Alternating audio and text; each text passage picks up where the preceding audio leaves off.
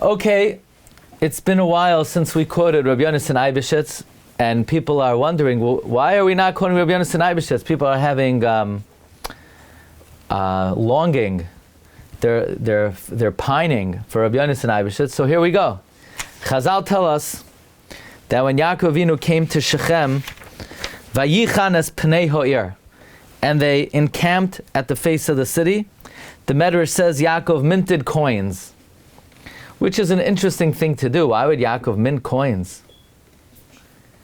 You know, Yaakov is a minter. Why was Yaakov minting coins? So Rabbi Yonasan Eibeshutz has a very interesting thought.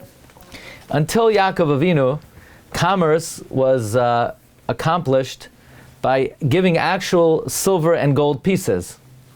You know, and Rabbi Yonasan Eibeshutz says even today in the Far East, in India, they still deal not with coins, but in some places they deal with actual gold and silver. But Yaakov wouldn't engage in that. Why?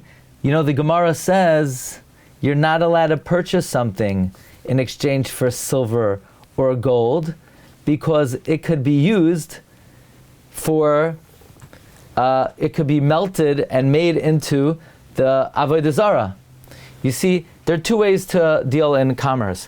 If you deal in the precious metal, then the shape of the precious metal is immaterial. It could always be formed into a different shape. It's the value, it's the weight. As opposed to if there's a coin, so then part of the value of the coin is the image on the coin. So it's counterproductive to melt it down.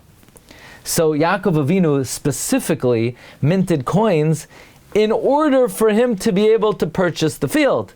Because if he's not going to mint coins, there would be a question of idolatry in giving the precious metal to Oivdei Avodah Zarah, because there's a concern that they may melt it down and turn it into Avodah Zarah.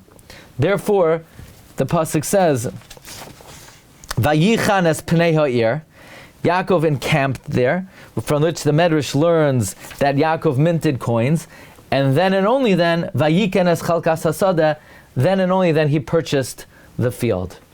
Anyway, that's just an interesting thought of Rabbi Yonasan Eibeshutz. Okay.